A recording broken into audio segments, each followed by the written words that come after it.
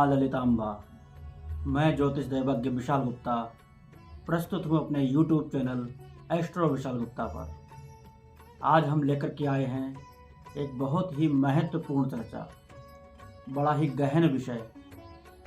उस गहन विषय का नाम है कि काशी जैसे अभिमुक्त क्षेत्र का लाभ किस प्रकार लिया जाए। इसके लिए हमें क्या क्या नियम अपनाने चाहिए ताकि हम काशी नगरी का संपूर्ण लाभ प्राप्त कर सकें। तो इन सब के लिए जो सबसे महत्वपूर्ण विषय है वह है हमारी वहाँ पर जाने की मंशा क्या है, भावना क्या है। कि खाली हम पिकनिक के लिए जा रहे हैं काशी में, केवल बाबा के दर्शन हेतु जा रहे हैं, गंगा स्नान के हेतु जा रहे हैं, या अपने पूर्वजों एवं पितरों के लिए पिंडदान, श्राद्ध, पितृ तर्पण आदि करने के लिए जा रहे हैं, या फिर किसी प्रकार की कोई विशेष प्रकार की साधनाओं को करने के लिए, उनके अनुभवों को प्राप्त करने के लिए वहाँ जा रहे हैं। तो सबसे महत्वपूर्ण है कि हमारा उद्देश्य काशी पहुँचने के लिए प्लान बनाने से पहले निर्धारित होना चाहिए, क्योंकि जब तक हमारा उद्देश्य लक्ष्य निर्धारित नहीं होगा तब तक हम उस फल की प्राप्ति पूर्णता से नहीं कर सकते। ऐसे तो हमारा मन वहाँ पर पार्कों में घूमने का करेगा, बड़े बड़े दिव्य सुंदर भव्य मंदिरों के दर्शनों में उलझ जाएगा, कहीं किसी प्रकार के सैर सपाटे में निकल जाएगा, बहुत से प्रकार की अपनी जीवन की दैनिक सुविधाओं को जुटाने में निकल जाएगा। लेकिन क्या ये वास्तविक किसी तीर्थ का लाभ लेने के लक्षण हैं? नहीं। यदि आप तीर्थ का लाभ लेना चाहते हैं तो सर्वप्रथम अपना लक्ष्य बनाइए कि हम किस उद्देश्य से उस नगरी में प्रवेश कर रहे हैं। उसके बाद दूसरा कार्य हमारा होता है कि उस नगरी के अधिष्ठात्र देव स्वामी भगवान के लिए हम निवेदन करें कि जैसे काशी जी जो है वह भगवान शिव की नगरी है, अवघड़ दानी की नगरी है। तो हमें सबसे पहले नंबर अपने घर से ही उनसे यह निवेदन करना होगा कि हे भोलेनाथ, मुझे अपनी नगरी में प्रवेश की अनुमति प्रदान करें एवं हमारे अनुकूल वातावरण प्रदान करें तथा हमारे द्वारा की गई प्रत्येक क्रियाओं का फल जो शास्त्रों में वर्णित है उस अनुसार हमको प्राप्त हो। जो ऋषियों ने बताया है, जो विद्वत जनों ने निर्धारित किया है, वह हमको वास्तव में प्राप्त हो। तो ऐसा निवेदन हम भोलेनाथ से अपने घर से ही करके चलेंगे। उसके बाद जो महत्वपूर्ण बात आती है कि हमें वहाँ जाकर के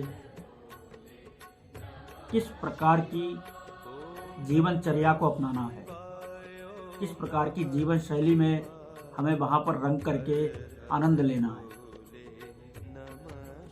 तो उसके लिए हमें नगरी की आत्मा, उस नगरी का मुख्य केंद्र बिंदु क्या है, जैसे कि मथुरा ये आनंद की नगरी है, भक्ति की नगरी है, लेकिन काशी भक्ति के साथ साथ मोक्ष की भी नगरी है। मोक्ष के साथ साथ तप की भी भूमि है, जप की भी भूमि है, विशेष प्रकार की साधनाओं की भूमि है। तब हमें उसके निमित्त अपनी सारी सामग्रियों को जुटा लेना चाहिए, अपने घर से ही एकत्रित करके तब निकलना है। जैसे सर्वप्रथम तो कि वहां पर हम जाकर के किस प्रकार की वेशभूषा को धारण करें, किस प्रकार के परिधानों को, वस्त्रों को धारण करें ताकि हमारा मन, हमारा शरीर, हमारा चित्त, हमारी वृत्तियाँ सब धार्मिक और आध्यात्मिक ऊर्जा से ओतप्रोत हो सके। क्योंकि ये बहुत महत्वपूर्ण है। आपने बहुत कम लोगों ने ये जाना होगा कि कुछ मंदिरों में, कुछ धर्मालयों में विशेष एक ड्रेस कोड होता है कि वहाँ यदि आप ईश्वर को स्पर्श करना चाहते हैं, उनकी प्रतिमा को स्पर्श करना चाहते हैं,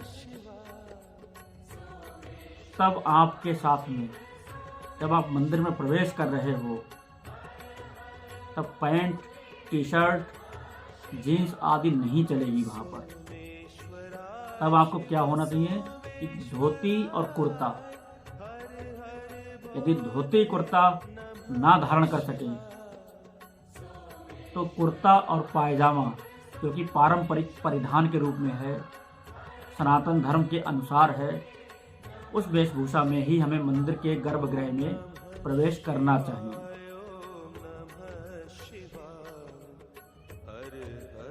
मस्तक पे तिलक हो, तिलक भी अपने इष्ट देव, आराध्य देव के अनुसार ही हो। पदार्थ कोई भी हो सकता है, भस्म का हो सकता है, जल का हो सकता है, रोली चंदन बंदन का हो सकता है, परंतु तिलक मस्तक पे अवश्य होना चाहिए।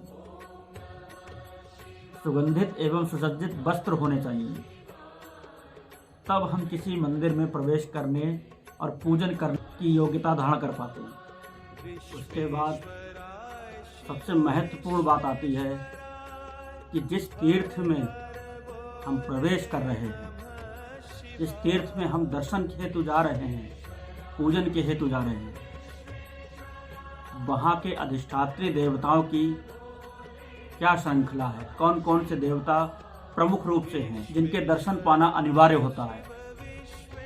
काशी के अंदर जब हम प्रवेश करते हैं तो काशी के दर्शनों का क्या नियम है।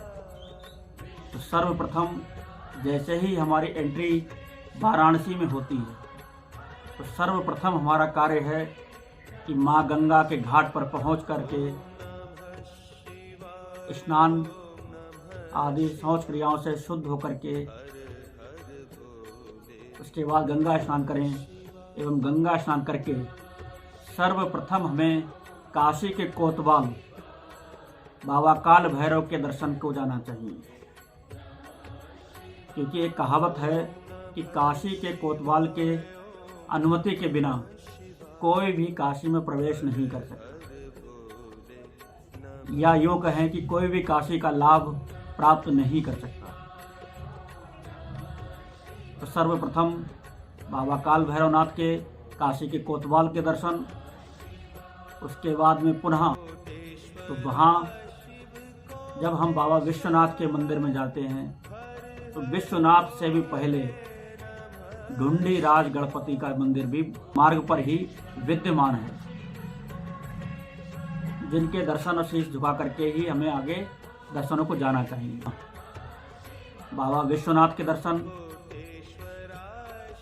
माँ अन्नपूर्णा के दर्शन, फिर माँ विशालाक्षी देवी शक्तिपीठ के दर्शन, और उसके बाद में फिर हम अन्य मंदिरों में प्रवेश कर सकते हैं, अन्य मंदिरों में दर्शन कर सकते हैं।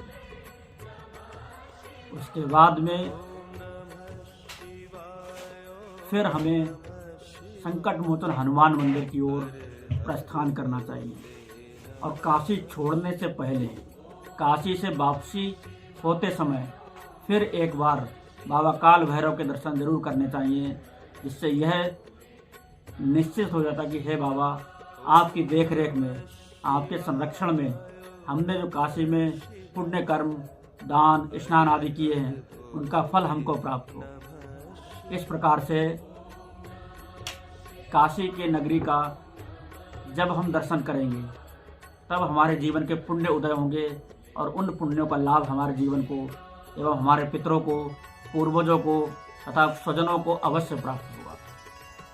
आशा करता हूँ यह विषय आपको अच्छा लगा होगा, बड़ा ही ज्ञानवर्धक लगा होगा और ये आपके लिए बहुत ही काम आने वाला है, क्योंकि हम सब कभी न कभी काशी की ओर जरूर आ जाते हैं। बहुत से लोग काशी में रहते हैं, बहुत से लोग काशी में जाते रहते हैं। उनके लिए यह नियम पालन करना परम आवश्यक है, तभी वो काशी नगरी का, बाबा के धाम का आनंद ले पाएंगे। जय मां ललितांबा।